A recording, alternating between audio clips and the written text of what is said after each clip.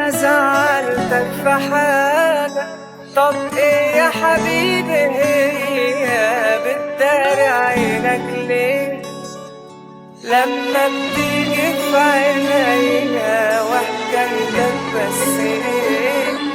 فيك حاجة مش عادية، قولي يا حبيبي حاجة ما تصعبهاش عليا. ماخذ احتياطي لان الدنيا دي الغاز، مرة تعيشها ببرود مرة تقب زي الغاز. هي قدار الكل يخوض فيها باختبار، لما تجي لحظة تفصل الفواري بالمسار. عمر الناس متعين خير فاموري بالكتمان، كنت الومه فيها كومة على قولة الجدان. انخض اليوم وبكرة، مرة نحب ومرة نكره، مرة توعى انك صاحي بس ابليس ياخذك بمكره. مرة بفعلك تندم ودك ذيك الذكرى تهدم، ولو كانت على قاعك تردم.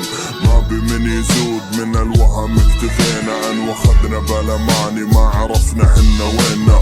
طريق ما تعرف باخذ حذرك خطوة خطوة، ولا جازف بحياتك على لحظة حلمة تسوى. الدنيا تعطي دروس، مرة ترحم مرة تدوس، حتى الحلو تلقى فيه ذاك السم اللي بتسوس. انا مصمم مش ماشي قبل ما تتكلم، ما اقدرش اسيبك تتألم. ساكت يا حبيبي ليه؟ انا ضايقتك طب قلت حاجة ما تتقالش، مش ماشي ولا سايبك تمشي قبل ما افهم فيك. تواضع زمننا ما يوكلك لقمة عيش، يابا انا كنت ثاقل طول الوقت مدري ليش. تحس بعض الامور ما بها منطق ولا اسباب، بس عن قولة انه قوية بيثير الاعجاب.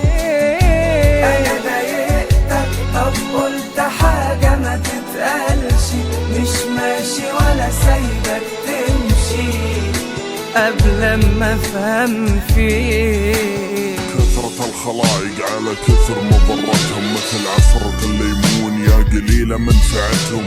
ان كان لقيت الكفو فلا تفرط ضبط فيه، واحمد ربك على الخو ابن الاصيلة مو لاقيه. ايه ترى الرزق ما هي بيد البشر، ولو كانت لها لكنة ولا الحظ فينا قشر. الماضي يظل ماضي فلا تحاول انتهيه، الميت ما به نفع لا تقرب له ولا تجيه.